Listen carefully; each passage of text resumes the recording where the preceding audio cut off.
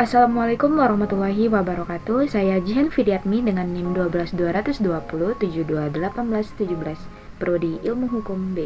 Kali ini kita akan belajar mengenai zona laut teritorial atau territorial sea, dan yang kedua yaitu zona laut tambahan. Berikut penjelasannya. Zona laut teritorial atau territorial sea menurut UNCLOS United Nations Convention on the Law of the Sea pada tahun 1982, laut teritorial merupakan garis-garis dasar yang lebarnya 12 mil atau sekitar 22,22 km yang diukur dari garis dasar. Garis dasar merupakan garis khayal yang digunakan untuk menentukan batas wilayah laut suatu negara yang diukur dari titik terluar pada garis terendah saat air surut. Menurut UNCLOS, garis dasar berfungsi untuk menentukan batas-batas laut seperti laut teritorial, zona ekonomi eksklusif, dan landas kontinen.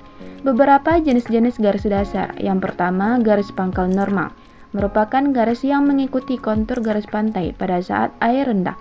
Dan yang kedua yaitu garis pangkal lurus, merupakan garis yang terdiri dari segmen lurus yang menghubungkan titik-titik tertentu yang biasanya digunakan di pantai menjorok atau berpulau. Dan yang terakhir yaitu garis penutup, merupakan garis yang digunakan untuk menutup area seperti sungai, teluk, dan pelabuhan yang menghubungkan titik-titik garis air rendah di kedua sisinya.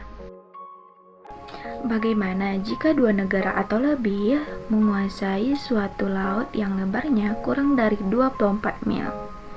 Setiap negara itu berhak menentukan batas laut teritorialnya selebar 12 mil dari garis pangkalnya. Namun jika kedua negara tersebut kurang dari 24 mil, maka laut teritorialnya akan saling tumpang tindih. Jika lebar lautannya lebih dari 24 mil tetapi kurang dari 400 mil, maka negara tersebut dapat menetapkan zona ekonomi eksklusif. Namun apabila lebarnya kurang dari 24 mil, maka zona ekonomi eksklusifnya tidak berlaku, dan pengelolaan SDA di area tersebut harus sesuai dengan kesepakatan kedua belah pihak.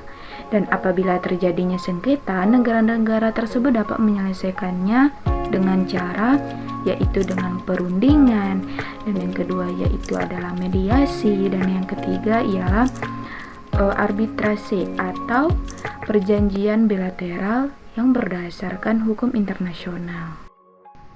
Zona laut tambahan menurut pasal 33 UNCLOS tahun 1973 sampai 1982, zona ini merupakan zona maritim yang batas terluarnya ditentukan maksimum 24 mil laut di luar batas laut teritorial dari garis pangkal, dengan referensi yang sama dalam pengukuran lebar laut teritorial. Menurut UNCLOS, zona tambahan berfungsi sebagai area transisi antara kedaulatan penuh negara pantai atas laut teritorialnya dan kebebasan di laut lepas.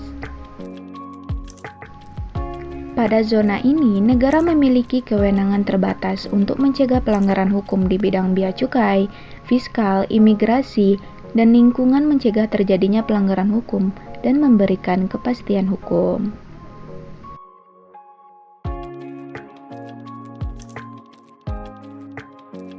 Perbedaan zona laut teritorial atau territorial sea dan zona tambahan terletak pada jarak dari garis pangkal dan pada fungsinya masing-masing.